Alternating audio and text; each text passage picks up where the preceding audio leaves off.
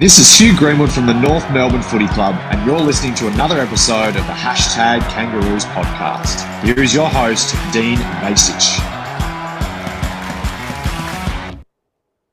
I was supposed to edit out that Hugh Greenwood part, but that's all right. Good day, everyone, and welcome back to the Hashtag Kangaroos podcast. I'm Dean Vass. You can find me on X at Hashtag Kangas or on Instagram at Hashtag Kangaroos podcast.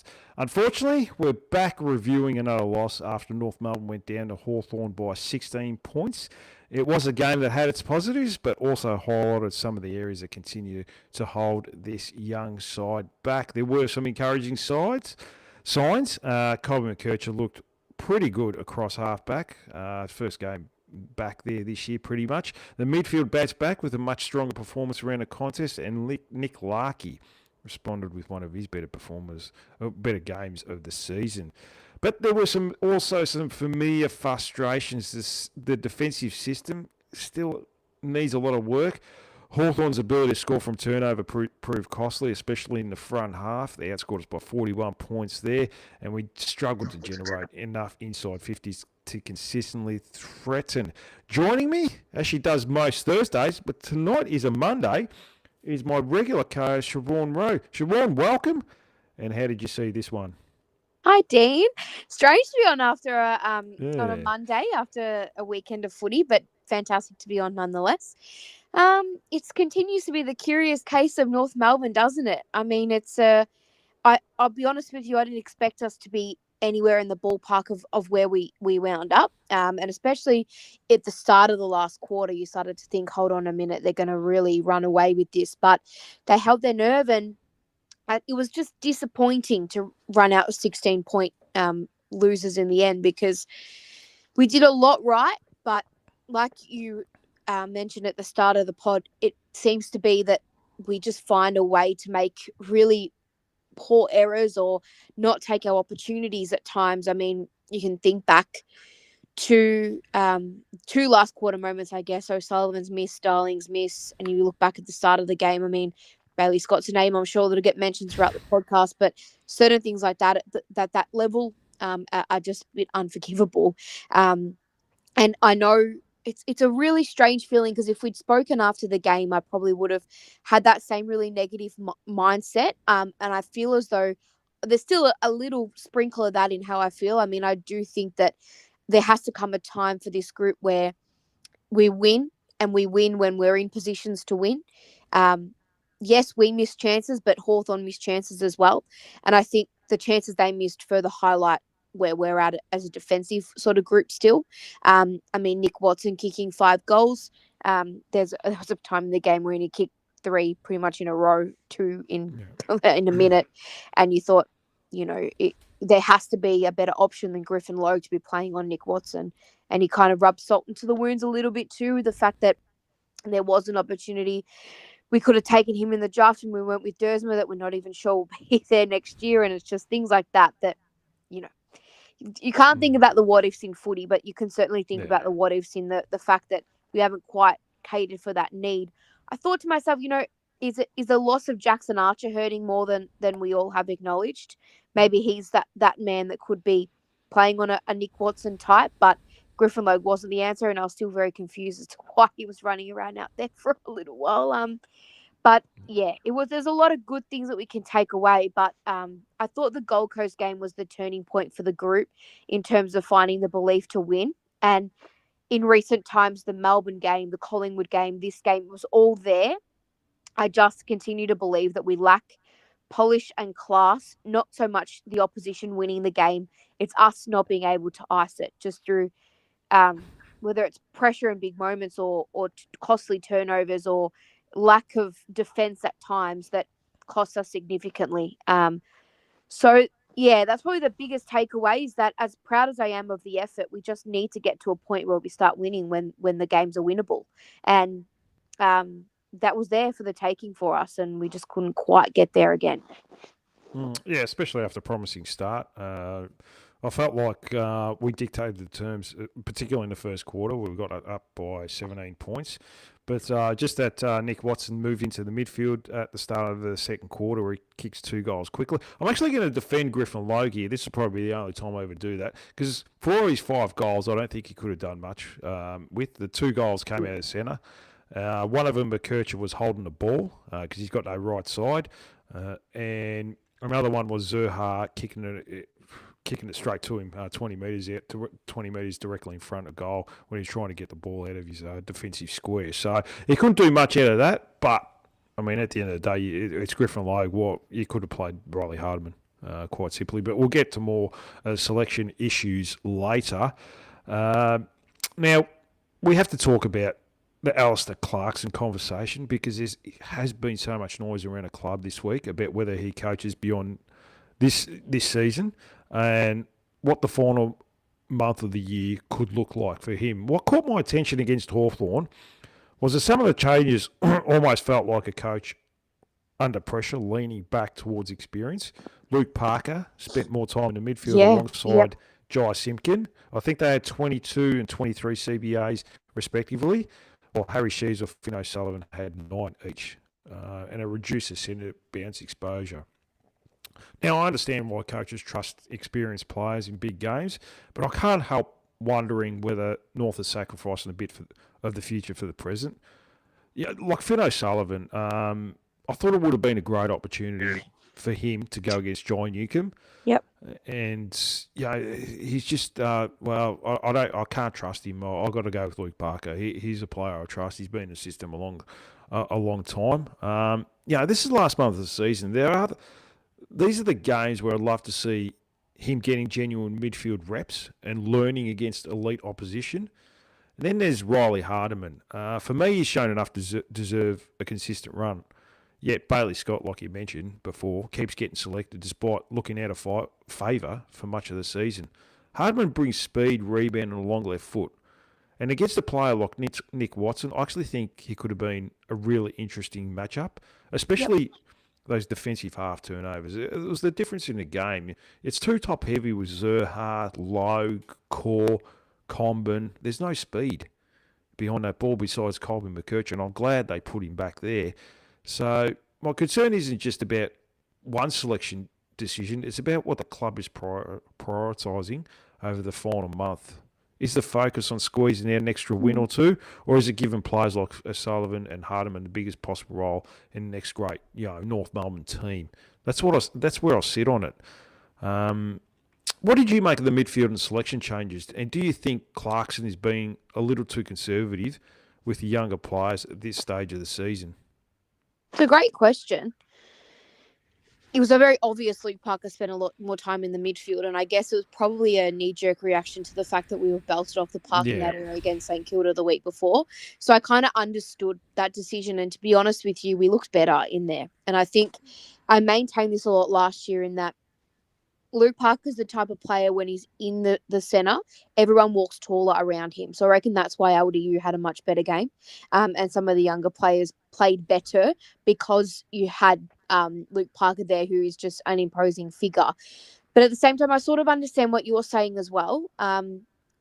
Did you feel as though we were a little too top heavy again? Because I do feel as though Clarko is very 100%. Set on playing that sort of 3 ruckman role. But I do feel as though the modern game, and Hawthorn are the perfect example of it, it has gone past that part of winning games of footy. There was no surprise to me that Jarman Impey had the impact he did as well. He's the type of player we're certainly lacking, and what I thought maybe a Hardiman or a Goda would become in time. The balance of the team for me isn't so much about age. It's more about height and whether certain individuals on the ground actually warrant selection. I mean, I was surprised to see Bailey Scott keep his spot in the side. And you're right in saying that he played a different role in the VFL that got him back in the team. Then they put him on a wing and he just looks all at sea. So it's a strange... The team to me just doesn't look as cohesive as what I think it should be at this point either. I mean, I still am bemused as to what they're doing with Will Dawson. I'm certain now they're set on playing him as a forward chop out ruckman, but I thought we had drafted him as a key defender. So it's I think they've obviously backflipped on that now. I was surprised to see Whitlock lose his spot in the side, but I won't lie to you, I did feel as though we looked a little better in that aspect, not having him there and having Dawson sort of chop out the ruck and then also contribute up forward. And nice to see a little bit of stars here for Cooper Trembath, but he's unbelievable. And I think, to your point, Dean, in that, I'm surprised to have seen Jack Darling play the whole year, and not something personal against him, but just more for the development of other guys in the side. And only Clarkson would know if he's playing certain individuals just to kind of tick things off for himself. I don't think that's the case, but in the same breath, does Cooper Trembath come on as well as he has without Jack Darling in the side? There's certain things that immediately I agree with what you're saying, but I also go, well, are the fruits of what we're seeing with O'Sullivan, is that directly related to Parker? Is Trembath related to Darling? Is it all sort of weaved in and interconnected together where we've got a balance of older experience and youth? For me, the side looks imbalanced because you've got maybe not enough run in the team, or it's imbalanced because of the way we've drafted. Because, I don't want to have a go every time I come on this podcast about the defense, but I thought Core and Logue had two of the poorer games, and it just exposes that area of the ground so much. I mean, Charlie Coleman stands out like a sore thumb because he gets battered the week before. He goes across the Tassie on the Spirit of Tasmania, and he comes out and puts his body on the line even when the game's over with 3 minutes to go, and takes, the game on, and all these things that the guys around him aren't doing as much. So I think the imbalance is what makes it look that way to me. And I think it's a massive off season for us. But the only way that we can attract individuals to the club, Dean, is that if we finish the year really poorly in the last 3 games, which are challenging, absolutely, we haven't beaten these sides for many years, is if we finish out the year strongly, which we haven't been able to do for a really long time. So maybe in the back of his head, he's going, well, I'm going to continue to back these guys in because we need to see, if not a result, a competitive performance. So then I can go and try and sell to Jordan Butts or whoever it might be that, the best place for him to be is North Melbourne. So I think there's so many moving parts that it's not just about his job or his job security, which I'm sure is a talking point that we can bring up in a moment. But it's probably a lot of different things in the pot. I mean, we potentially could end the year with an 8 loss streak. Yeah. Which it's looking highly likely. Disheartening. Too. It's really disheartening because I feel as though we've played better footy than that, but the results speak for themselves. And at the end of the day, footy is a win-loss business, and we're still not quite getting there. And we were saying off air, if you look at what's happened with the Gold Coast, which is just a bizarre set of circumstances up there, they've lost 10 in a row now, haven't won a game since we pretty much destroyed their season. Yeah, it's weird. The biggest scalp that we've taken is the Blues, who are a changed side with Josh Fraser at the helm. So that was a boss-led Carlton. So it doesn't feel like we've kind of taken that step, does it? But at the same time, it feels like we have. So it's a very weird season that's been in my view so far. Well, weird and North Melbourne, they coincide pretty well. It's been like that for a long time. Look, if Clarkson's going to stay on next year, Siobhan, you've got to get a better defensive system going into next year. You can't have this back shoulder defending. It's taxing and not in line with modern day football. And it's maybe it's a reason why we can't win any last quarters as well. Maybe we're out of legs by the last quarter. So that's something that's got to change. Whether he's got to get a senior assistant, there is talk about Adam Simpson coming back to the club if Clarkson did depart. But whether it's him, Longmire, or something like that can come up with, they can implement a defensive system. You can't go to the board at the end of the year and say, we're going to defend like this next year. It's out of date. It's not with the modern game. It's simple, I understand that, but you can't play it. Like every other team plays a zone, a press. Like Hawthorn pressed up, and they got 50 points from. It probably should have been more. It should have been 10 plus goals from defensive half turnovers from us. So Yeah, so and that's the difference in the game. 7.850 to 1 goal 3-9. David King made a really good point today. Alistair Clarkson talks about everything we do with the ball. He's never mentioned what we do without the ball. Yeah. And that's a concern for me, Siobhan. So I don't know if he's the right man. If he is the man for next year, I'd be happy to keep him for another year. But I don't know. Like, there's talk of him not trusting his assistants. You can see it in the box almost. He keeps talking to Todd Viney, Siobhan. He's done that for the last 2 or 3 years. It's almost like he doesn't trust his assistants, and whether he's stubborn or whatever it is, but something's got to change with the defensive part of the game because you can't play this going into next year, Siobhan. So do you think it's more a system issue rather than a personnel issue? Because it's strange because obviously the strategy, and the club can't deny this, has obviously been from building the midfield out. And when our midfield is on top and trugging along nicely, we look a great side compared to when they're not. And I mean, this goes for every other club, but it feels so more for us is that when we're not getting any supply out of there, it just looks brutal. Like we get scored against very heavily. Is it a system issue where, for me, on the weekend, it looked like it was just execution of the system at times let them down through basic skill errors that at this point in the rebuild shocked me how some players and some moments happen because you go, well, it just should be better than that. But in terms of what you're saying, do you feel as though we've gone for a attacking brand rather than a defensive brand, and that's kind of exposed us a lot now? Because usually in rebuilds, you have a sort of a set plan, I guess, of building team defense before offense. Have we gone midfield out attack and not prioritize defense, in your opinion? Well, they've changed it up. It was the first half of the year, and it seemed like they wanted to run and gun a little bit more than what they're doing now. But ever since that Fremantle game, it's almost like they've just gone completely in their shells. And besides the Collingwood game, they've been easy to defend against as well. And yeah, we haven't been proactive enough. It's always been reactive football. And you're right, they do rely a lot on the midfield. And that's not going to hold up. Hawthorn had one of the worst rated midfields last year. I think it was the worst rated midfield in the competition last year. Still made, what did they make, a prelim final last year as well? So, GWS, I think, was second worst, and they still played finals. So you can get around having an average midfield. It just can't be all midfield. And trying to win clearances, that's pretty much saying, we'll win games on talent.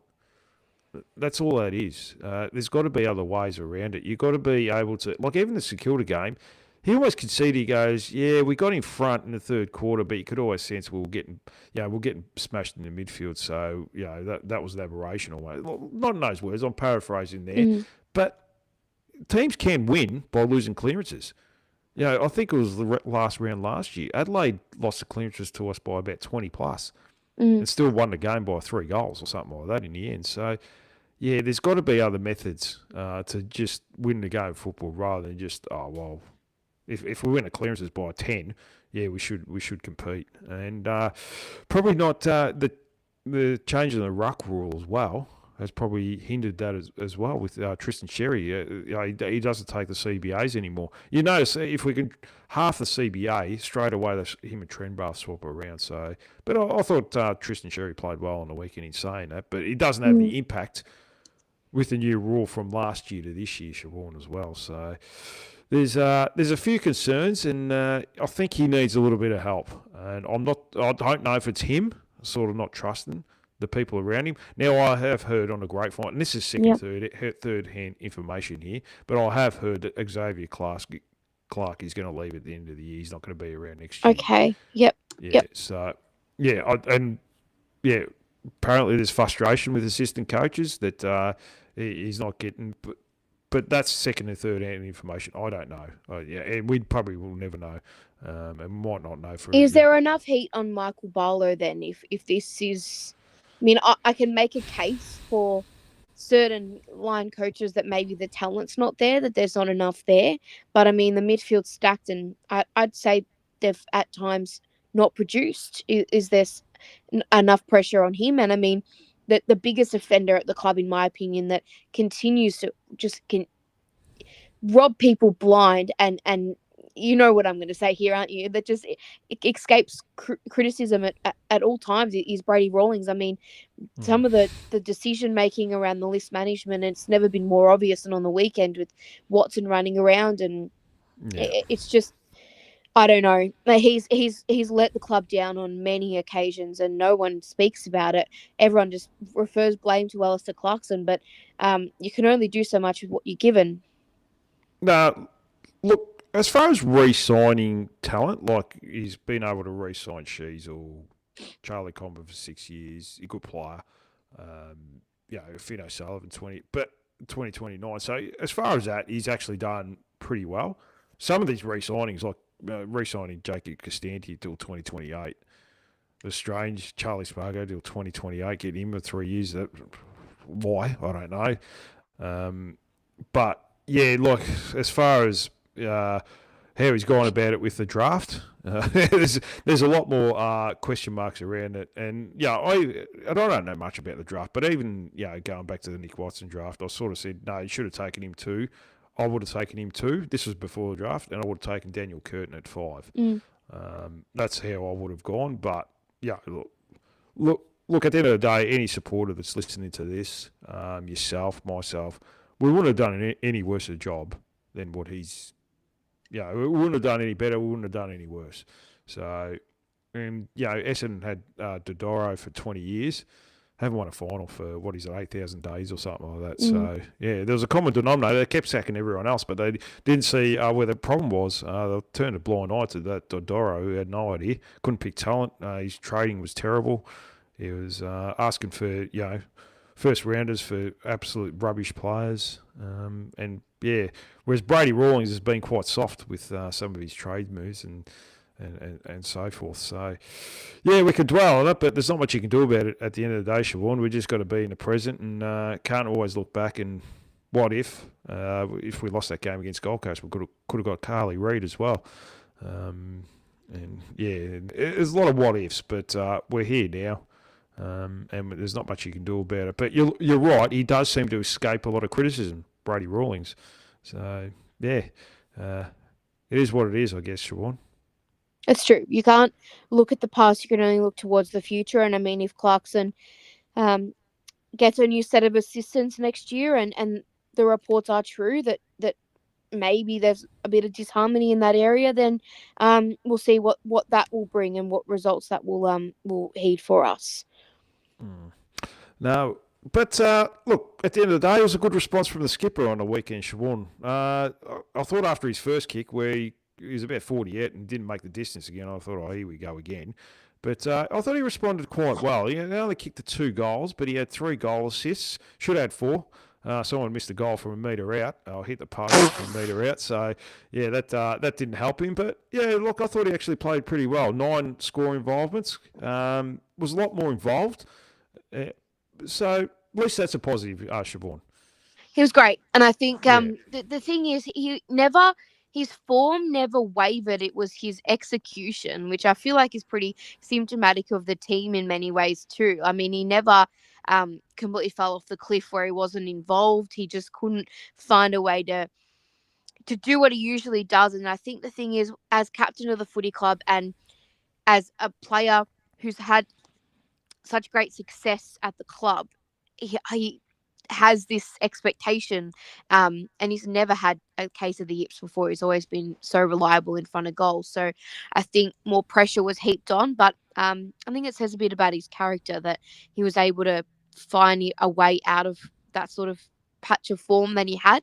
And even though he wasn't getting results, he was still contributing and finding a way to be involved in the game. So I think that was a very big positive and a testament to Nick's character. And I think on top of that, I just wanted to mention Jai Simpkin, because you mentioned captain and former captain in Simpkin. His year has been outstanding. I would be very surprised if he wasn't in the top 5 of the best and fairest this year. And he was great again on the weekend. And I think maybe he's rediscovered his love for footy a little bit. I could be very wrong in saying that. But maybe I underestimated, and a few others underestimated the pressure of being captain of a club that was as poor as what we've been for so long, and having to front up after loss after loss. And I think the biggest knock on him has always been his disposal and decision making, but that's improved, and whether or not the pressure has been alleviated from him. But he's been fantastic, and nice to see that as well. No, definitely. Look, I think he's bounced back really well this year, and especially for a player that asked for a trade at the end of last year. We weren't too sure how he was going to respond after not getting his trade, but he seems to have matured a little bit, which is a good thing. I was a bit worried even in the off season. He kept doing all these things with his new girlfriend, and I was thinking, oh, geez, he's getting distracted again. But look, his football's doing the talking at the moment. I think he's been quite good this year. Probably a good, solid 7 out of 10. Colby McKercher, I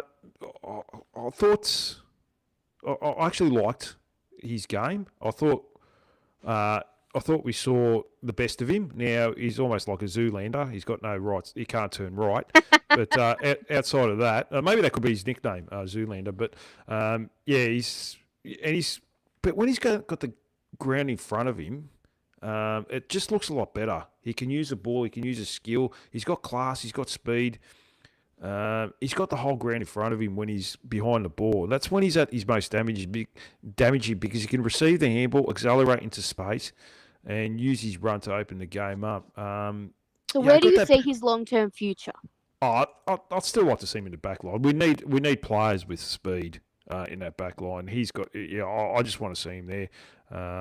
If it's next 2 or 3 years, that's fine. I'd be happy to have him there. I don't know at the moment. Midfield, maybe wing could be a possible option, but not in the centre square. He looks probably not as strong in that midfield when it's tight contest. But off half back, I think he can break a line, and he's someone we've been crying out for all year back there because it has been far too slow in that back line. But what about yourself here? Do you see him anywhere different? Do you see him maybe as a winger, high half forward? He almost played positionless football, really. Like he was just doing whatever he wanted half the time out there. I just wonder, I'd love your opinion on this and whether I'm being too harsh, but do you feel as though his mistakes when he's playing off half-back are too costly? I mean, he needs to get a right side to his game. I actually couldn't believe I saw him kick with his right foot, but it was a turnover, unfortunately, for him. But do you feel as though I think what happens with Colby and when his strengths are a huge positive for the group, but I think his weaknesses, and at times he can probably bite off too much. And I don't know if it's something. I think this year's definitely been a year for him to grow and understand his game a bit more. I think he's got a lot of potential, but at times he can just frustrate because I think his errors usually directly lead to goals. There was that moment with Watson that you referenced earlier in the podcast, and I just find sometimes he's obviously been given a license to run, and it can pay off and it can be so exciting. Remember last year, that run along the wing, that was the moment of the year for me. And she said to me, all right, we've got a real talent on our hands here, but I don't feel as though he's made a really big step forward this year. I just feel like maybe because it's in the back half that mistakes are highlighted further, but I think he's got a way to go. Yeah, look, I agree with that. But the problem was the role he was playing, he kept coming from in front and then running behind, and he'd run on his right side. And then he would just keep running on his right side, and like we said, he's got no right side. And he would stop, pause, go backwards or something like that. At least behind the ball, he can get the ball on his left side more often. And that's his strength. And he's been played out of position this year. And that's probably what's led him to his poor form. And for some reason, they've just kept persisting with it all year, which I didn't understand. I thought they should have done this move weeks ago, because they tried it last year as well, and it didn't work. Then they put him back behind the ball again, and he was fine. Then all of a sudden, they've gone back to it this year as well. So, and they put Zerha behind the ball. I'm still not on board with that. Yep. I think most people know my feelings about that. But yeah, if Zerha's there, that's fine. As long as McKercher's behind the ball. But he's still growing. Like he's still only 20, 21 years old. There's still room for growth. And I don't mind him making mistakes if he's trying to be. I don't mind a player making mistakes if he's trying to be proactive. I mean, there's like that Fremantle game. It was really bizarre, and I'll keep going back to this. But a couple of young kids made a mistake. I think Hardiman did, and then all of a sudden, confidence just sapped out of him. Whereas with him, with McKercher, he grew a lot. Like he got that handball receive of Harry Sheasel. Was able to get a good goal as well, which probably got him into the game a little bit. And after that, he seemed okay. So he might be a confidence player. And it looked like he'd lost his confidence here for a period of weeks. So, hopefully, he can finish off the next 3 weeks. I think the thing I'd love to see in 2027, I mean, not to burst anyone's bubble, but we're not playing in the wild card round. What I'd love to see is that we have a settled team where players know where they're playing. And I mean, I know people can completely contradict this and say, well, each player, it's good to have them playing in multiple positions and have different, strings to their bow and all these things. But I think I'd love to say, okay, each week I'm going to see McKercher at half back, or I'm going to see Dawson at full back or full forward or whatever it might be. I think part of the issue and why I think certain players haven't quite kicked on as much as they could have is that they're playing in different positions. Like I'm confused sometimes about what we're going to see. I was a little confused by Harvey's dropping. I'm not going to lie. I mean, I know we didn't get to speak last week. That was a little strange for me because he's probably thinking in his own head, well, you turn me into a backman, you play me there, and then I don't know. I just want to see a more settled lineup. I think that'll probably enable players to progress further. What do you? I thought Josh Goda showed his potential once again. 21 absolutely. touches. I've got his stats right here. 21 touches, 291 metres gained, 5 intercepts, 4 scoring involvements. Got a lot of poise that I didn't expect that he had in his arsenal either. He's got a bit of pace as well. I was a bit worried when he did his Achilles and he had all those soft tissue injuries. I thought, he's probably going to lose a yard or two. Doesn't look like he has, which is good. He still reminds me a lot of Josh Whittle, from Hawthorn. He can give that drive from behind the ball. Another player we need that can give that drive. Look, it's been good that he's been able to get some continuity because he is showing his potential, isn't he? He looks very promising.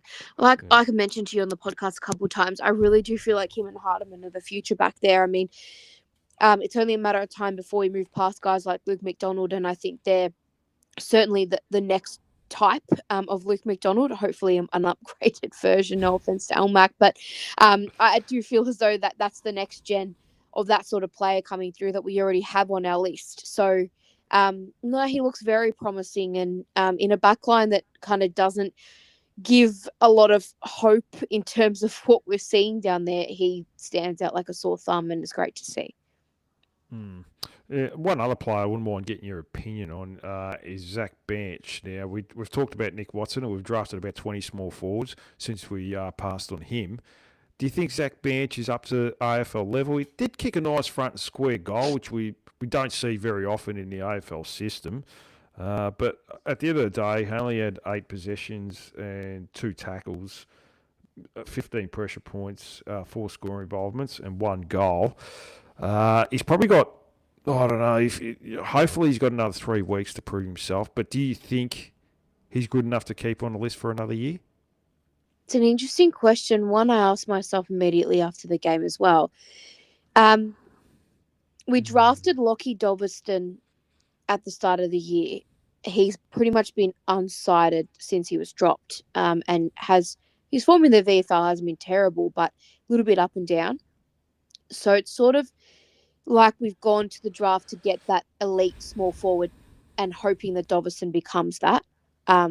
Obviously, just park Nick Watson for now, but in terms of looking at the type of small forward that you need at your club, it's that bums on seats type small forward. I mean, when Melbourne drafted Kasiah Pickett, he's progressed his game to the point where he can play midfield anywhere and he's just a gun. But that's the type of player that I think we haven't had since someone like Lindsay Thomas.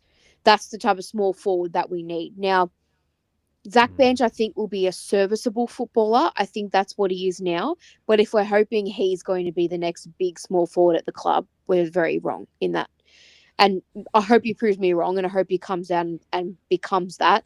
But I don't think he is. I think he's a serviceable footballer, but no star. And I think we're still putting our eggs in the Doveston basket. Pardon the pun there, that was very unintentional. Yeah. But then the egg basket, that he becomes that type of small forward for us. But at this stage, it hasn't kind of come to fruition, but it is his first year. I'm not going to sort of have a crack at that, but that's the type of player we're after. I still think we lack it. We've got Paul Curtis, who's a star of the competition. This man can be anything, and I truly think that outside of the A-grade sort of talent we've got in Sheasel and LDU and these guys, Paul Curtis is the next best thing, and he's a genuine A-grader. But you wouldn't say he's a small forward, would you? Sort of like that medium type. Yeah, the opportunist forward like a Watson just isn't on the list yet. Unless Doveston becomes that, it's not going to be Bench. Nah. The problem, look, I don't know if you notice it, but every time I look at Zach Bench on an AFL football field, he looks really small. Yeah. He looks smaller than Boomer Harvey, but Boomer Harvey had elite pace and elite skill. I just don't think Zach Bench has got either of those for AFL level. Maybe VFL level, he does look a lot faster because his game is a lot slower, but AFL is a different kettle of fish. I don't know if he's got that. Look, I don't mind him getting the next 2 or 3 weeks and seeing what happens, and then they can make a call on him. But there is a couple of players they are going to get in as father-sons with Sam Harris and Aidan McCartney. So they're going to have to clear up these spots. At this stage, I'm going to say he's probably going to miss out, especially with the number of small forwards, like you said. You got Costanti, you got Doveston, Charlie Spargo, River Stevens probably. I'm not too sure if he keeps his spot. So yeah, and maybe they find someone Hanson else. Hanson Jr., you could say. Oh, he's gone. So, yeah, he's not going to get a game. He's been playing on a wing halfback anyway, but, I don't think he's going to stay on a list. I think the issue is we haven't been able to find that diamond yet. And you can put as many, I think maybe we were looking for that in someone like Zach Fisher. I mean, at the time, I think we brought him in to play off halfback, but I just don't. It's a lot of throwing darts at dartboards at the moment when, I hate to say it, but there was one right there. That's probably the most frustrating part, isn't it? But, we're still looking for it. I think when you're that size, you raise a good point. I think this is why things didn't work out with Will Phillips. Unless you've got elite attribute, whether that's kicking or pace or whatever it is when you're that size, you're not going to cut the mustard because you don't stand out in any way. So that's the hard part, isn't it? And I think he hasn't quite been able to click at AFL level yet. Well, Carlton seem to have found one, that young kid, rookie, is it Byrne? Taylor Byrne, yeah. They seem to have found him from nowhere, so you can find him late. For some reason, Brady Rawlings, you just can't find him, Siobhan. So, it's unfortunate, but we better move on, I guess. But and another thing that probably concerned me, and I hate to be negative, but go back to the negativity, but the inside 50 count as well. It was a 21 difference, 61 to 40. So a lot of sideways, backwards, and that's probably the team you're picking as well. Like, it's very slow in the back half. As you got McKercher, you got Goda, you can get Hardiman back there instead of Griffin Logue.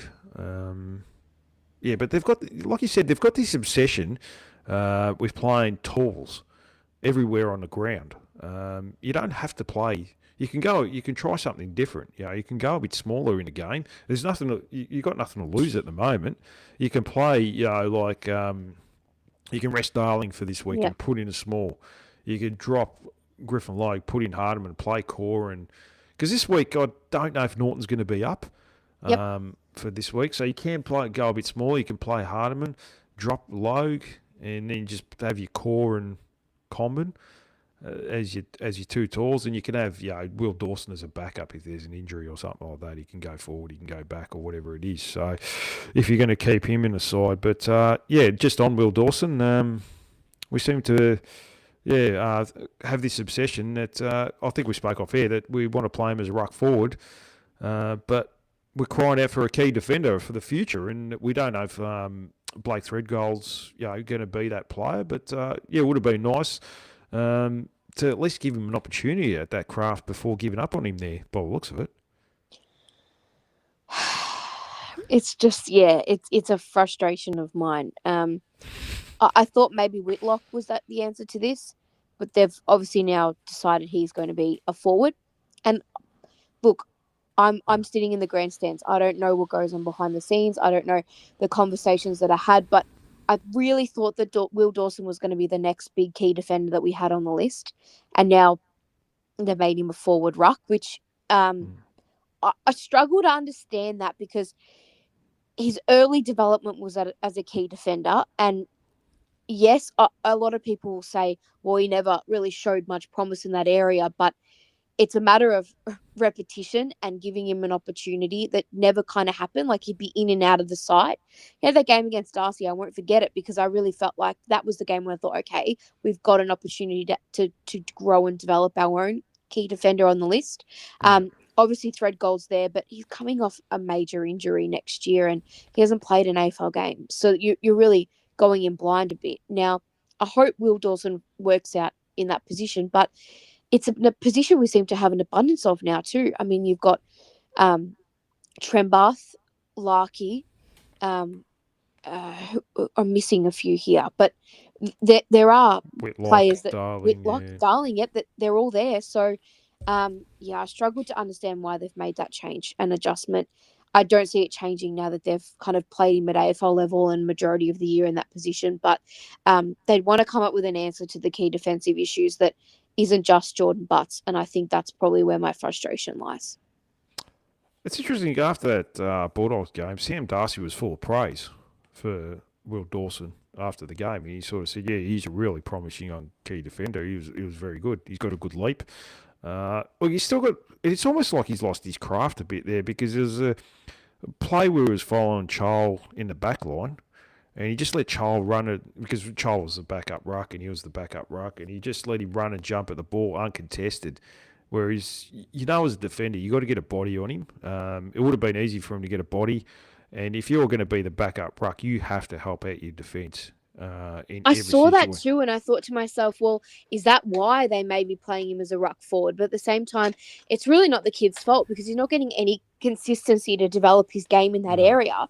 So they've either got to tell him, which I think they've already done, is that you're playing as a forward ruck or you're playing as a defender. You can't have the ultimate swing man that's going to know everything at that age and in this stage of his development. So, it's a little bewildering for me, because you're right. That game really, I thought, okay, we've actually discovered one here. We've got a homegrown sort of talent, and it just never worked out that way.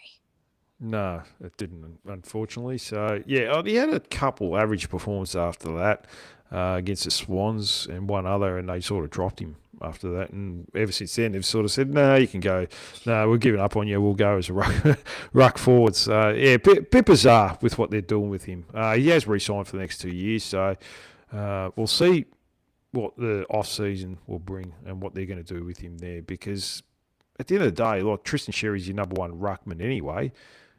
So, I mean, what's the best case scenario? You're going to be a backup ruck forward, what you're doing now with 40% time on ground. I don't think that's good. So, we'll, like I said, we'll wait and see in the off-season. What do you think, let's say the season finished now, what do you think is the biggest deficiency on the list? Do you think it's a key defender? Do you think it's a small forward? Do we need another midfielder? Or something else I'm missing, maybe a rebound defender? It might be a combination of everything, Siobhan. I do feel as though it's probably a rebounding defender and a key defender. I think we need to address those areas. I mean, I forget Jackson Archer exists sometimes, and I think he'll be a really handy inclusion next year, because you see someone like a Watson and a Wanganeen Malero in the last 2 weeks alone almost rob the game from you because we don't really have a matchup for those sorts of players.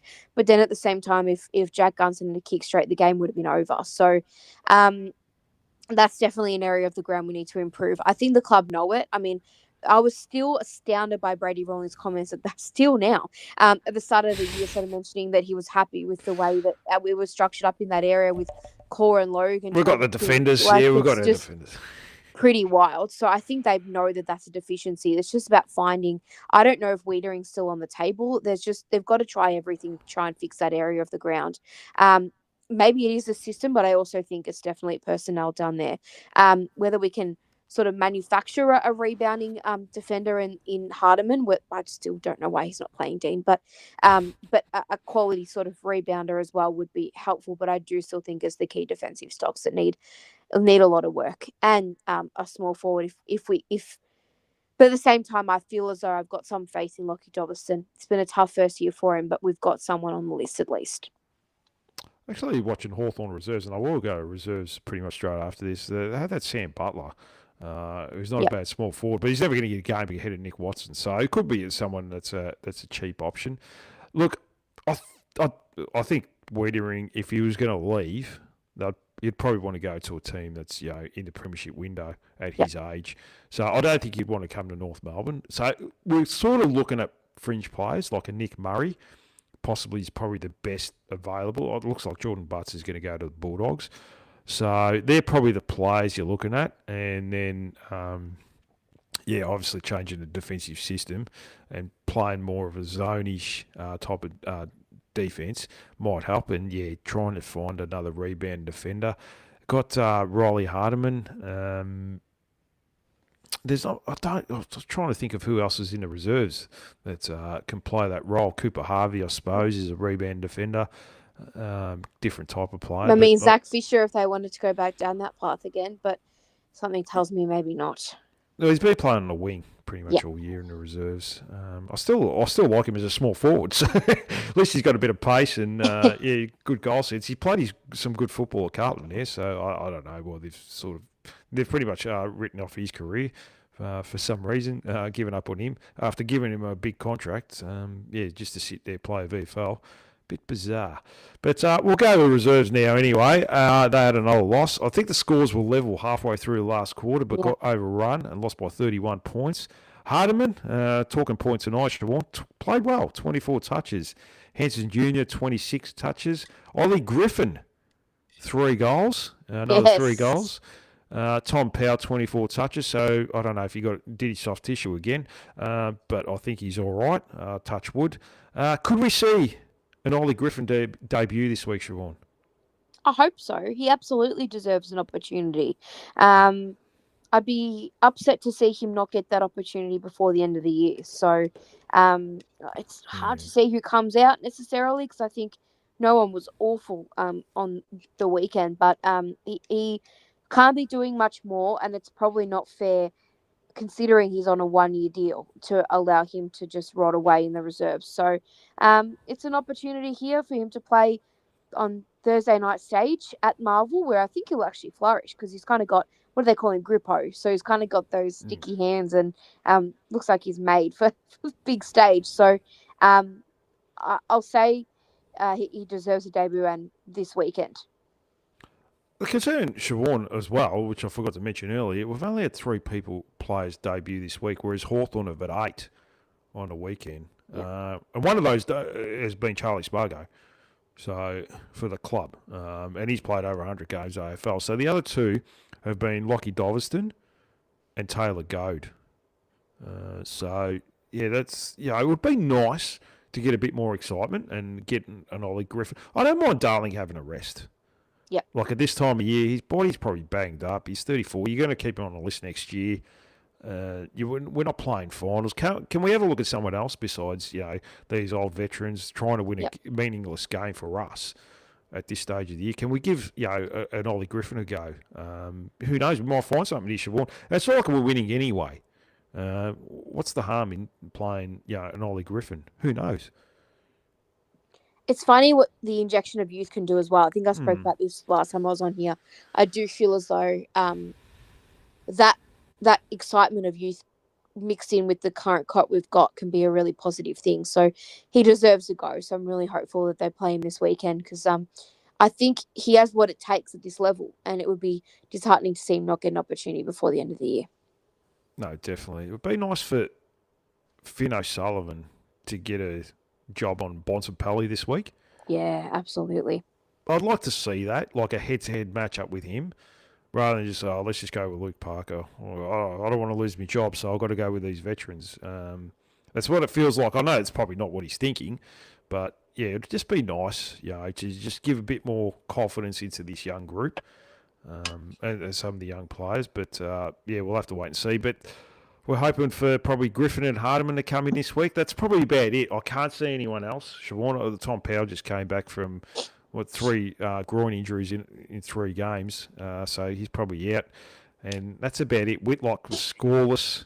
Hanson Jr. is probably he's not going to be on the list next year. You'd have to think.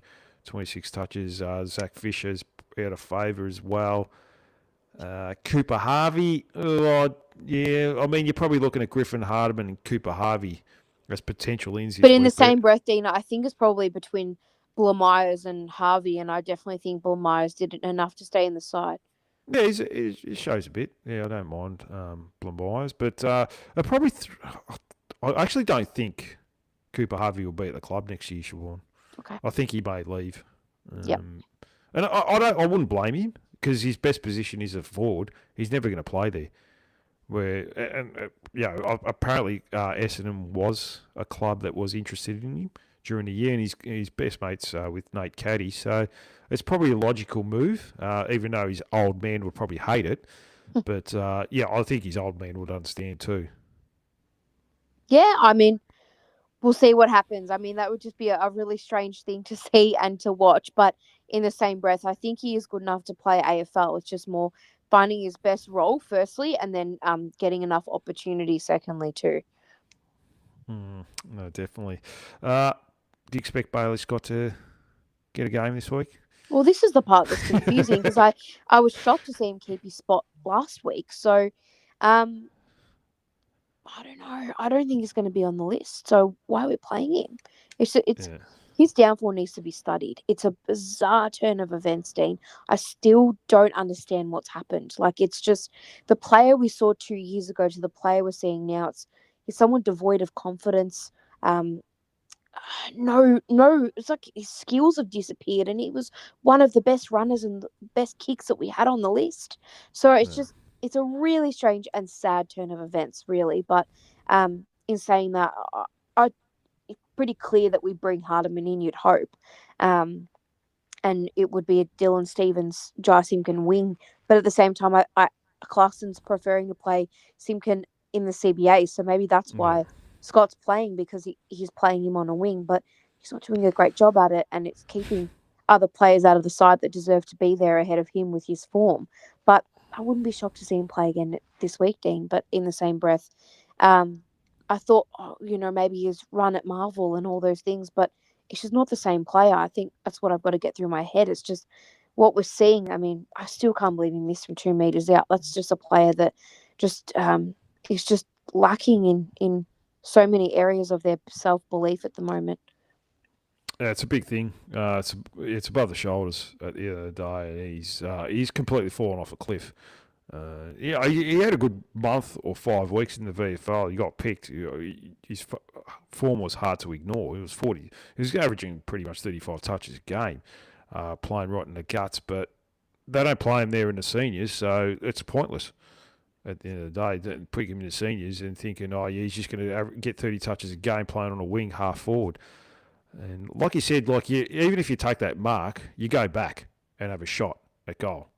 You don't have to play on. There was a little bit of pressure there, and that put him off. So he didn't need to play on.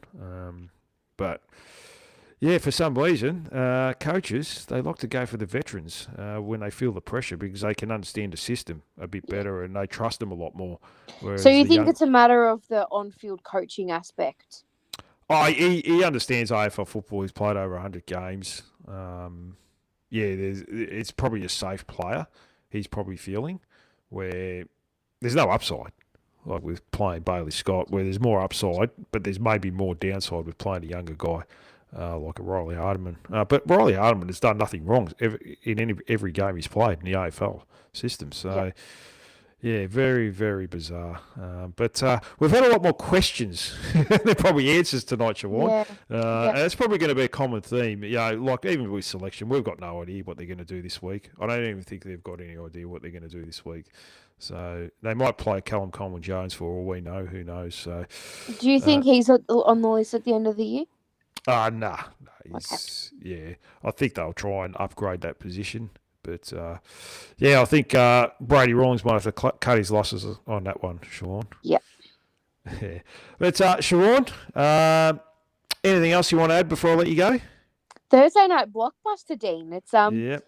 I don't remember the last time we played a Thursday night game. So it's a big stage for our boys. So let's see how they go against the Dogs, who traditionally we just haven't been able to even get close to. So we'll see how we go. But yeah, it's a big opportunity to once again put our hat in the ring and have all eyes on us. So if we play the way we did against the Hawks, then we're absolutely a chance to win. And on our home deck at Marvel with the Dogs, not exactly flying, but in the same breath, I mean, I just fear that what Naz did to us a few weeks ago will be what Marcus Bontempelli does to us on Thursday night. But if we bring the same intensity and effort, you never know the outcome. And it would be a really good way to sort of surprise us if they could find a way to win that game on the weekend, or on Thursday night, I should say. Yeah, Bulldogs do have a few injuries, so probably really, I mean, we keep saying it every week, but it's probably the last chance to win a game this year. So, it'd be nice to, put in a really good performance. I think it was last year we played the Bulldogs on a Thursday night. It was a 100-year anniversary game where Dennis Pagan did the pre-game talk. And Griffin Logue's just sitting there laughing at it. So, like he always does. He seems to have too much fun in his life. So, Griffin Logue, but at least he was a bit better after the game this week with that. He didn't just sit there and laugh and just have a good old time after another loss. So, yeah, that was a Thursday night, wasn't it? That big celebration. Yeah, that was a Thursday night game, and we actually put in a decent performance that one. So that was the Will Dawson's Sam Darcy game. So there you go. Well, Siobhan, thanks so much for joining me once again. As always, I really appreciate your time and insights. It's always great to sit down, break the game down and hear a different perspective on where North Melbourne is at. There's only a handful of games left this season. They're going to be really important. So not so much from the wins and losses perspective, but because there's an opportunity for the club to show what it's building towards. Hopefully North can take some of the positives from the Hawthorn game, tidy up the areas that continue to hurt, and finish the season with a brand of football that gives everyone genuine optimism going into next year. Thanks again, Siobhan. We'll catch up next week to review the next game and cover all the latest news from Arden Street. I'll probably catch up on Thursday, actually. I'll probably do just a quick preview of the team changes and have me little rant there. So, Siobhan, thank you so much. Thank you, Dean, and go Roos as always. Absolutely. And to everyone listening, thank you so much for your support of the Hashtag Kangaroos podcast. If you enjoyed today's episode, or tonight's episode, I should say, don't forget to subscribe, leave a rating, review, share the show with your fellow North Melbourne supporters. Have a great week, everyone. Enjoy the footy on Thursday. If I don't speak to you, I'm pretty sure I will. But as always, go the